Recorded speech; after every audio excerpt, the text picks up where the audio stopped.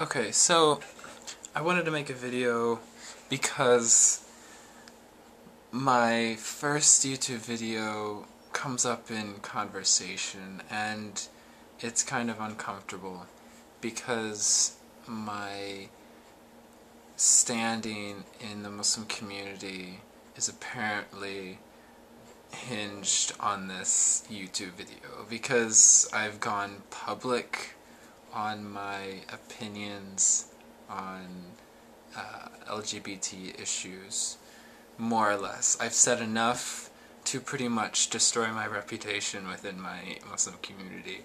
So, I'm laughing about this, and it's not really a laughing matter. But I think what was really striking for me was just hearing from people that I know, just be like, oh, you have a YouTube video up, you know, and that's like a really big deal for Muslims, and I think that maybe I was a bit naive about how big of a deal that is. It's like saying, oh, it's okay to do adultery, or it's okay to murder, and coming out with that and still claiming I'm Muslim, like it's that big of a deal. But anyway, I just wanted to highlight the fact that we need to open up conversation about homosexuality.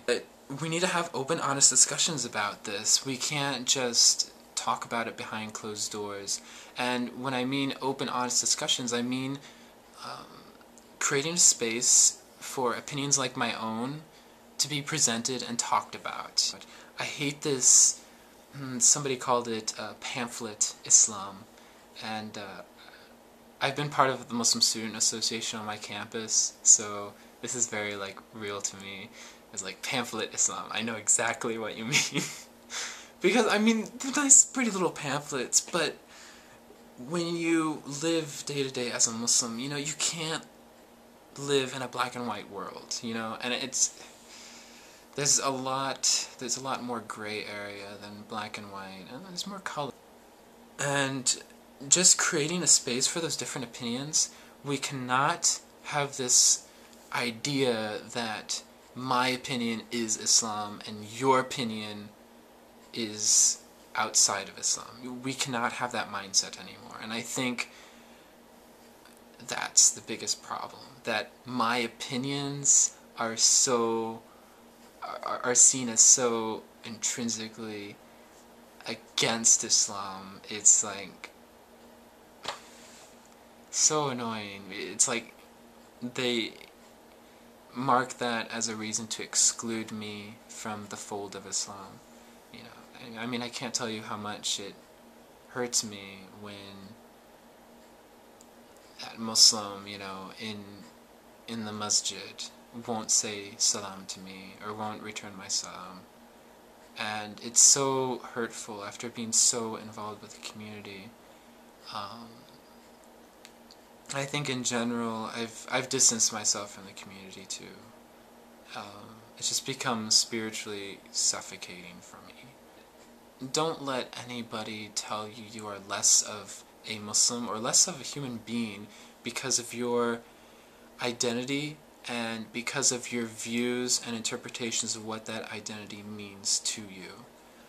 Because there's this whole mindset that if you, for example, have a pro-LGBT view on life or on yourself, if you happen to be gay, for example, that means you're purely following your desire and it's automatically not authentically Muslim or God conscious of you to have that opinion. And I think that's so hurtful, that's so disrespectful of that individual's personal journey with God.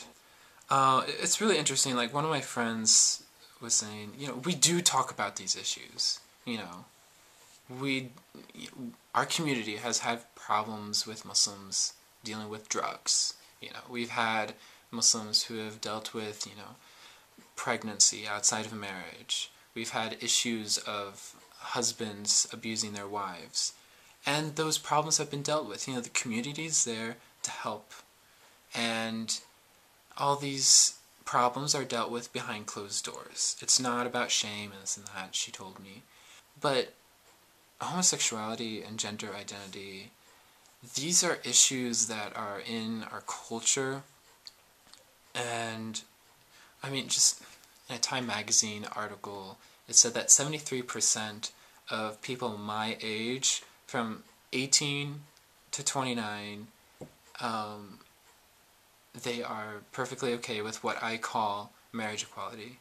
To exclude that conversation out of the masjid is so... does a disservice to the next generation, okay? Because otherwise, our way of practicing Islam is going to become irrelevant to the next generation. The next generation, it's already happening. The next generation is going to be like, you know, this religion is not relevant to my life or society.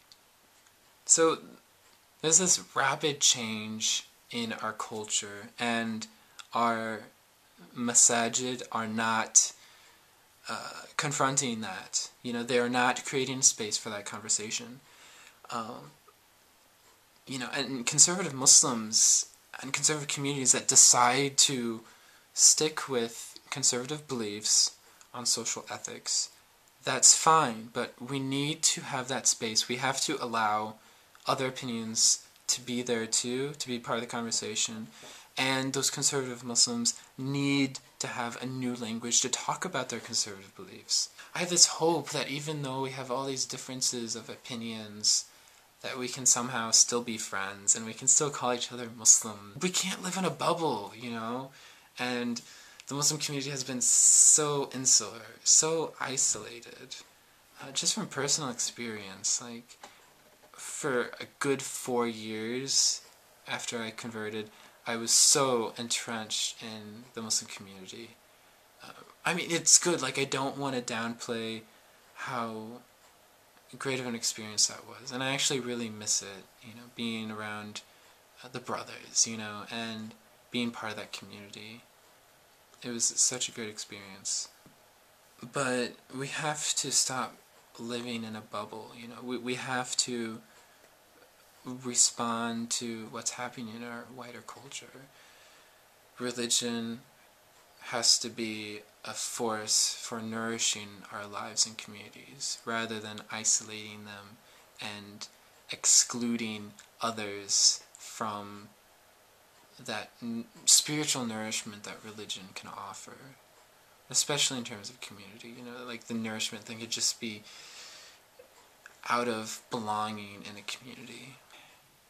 Okay, so Muslims are like, you know, you can ask questions, you know, but I'm like, no. Like, before I became Muslim, it was a free-for-all. Like, I could ask any questions and I can disagree all I want. But now that I'm Muslim, I ask a question and then it's assumed that I always accept the right opinion. And it's so annoying, and it's so, like, spiritually stagnant that I don't have that space in a mosque, you know, in a religious community to have that questioning, that delving into my religion and spirituality. And that does such a disservice to Muslims in America. I cannot live with Muslims telling me, you know, this is just the way things are. You have to accept that homosexuality is against God and things like that. I can't accept that so easily as you can, you know? I can't just accept it as, like, the way things are. Like, if I had that mindset, I wouldn't be Muslim, right? Like, if I just be like, oh, you know, the Trinity is just the Trinity, whatever, it's a mystery. You know, I wouldn't be Muslim, you know, I wouldn't have made that change. I wouldn't have asked questions about my faith and my creed and my beliefs. I wouldn't have gone there. I wouldn't have had the courage, the spiritual courage to do that. To end with some advice to gay, bisexual, or lesbian Muslims, or transgender Muslims, or any other alphabet sloop. I can't talk, I'm sorry. I've been up for, like, so long. I only got 4 hours of sleep last night. Finals week. Yeah, just, if anybody tells you that you are less of an individual, you are less of a human being, you're less a Muslim because of your views on your identity or other people's identities and your interpretation of what those identities mean, yeah, just be strong. Be strong with who you are.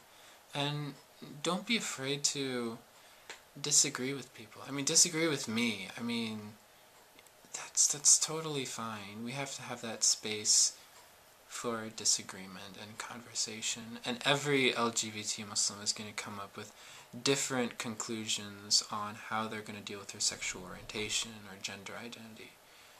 And that, you just need to own that identity, own that label, own that interpretation. Anything that speaks to your logic and to your heart, you need to embrace that and be honest with yourself and God.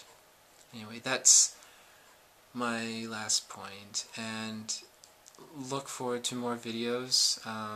Summer's around the corner, and inshallah, God willing, I will post more videos, and hopefully people in my community will stop freaking out as, maybe they'll see this video and who am I kidding? They're gonna freak out. Whatever. Anyway, till next time. So long.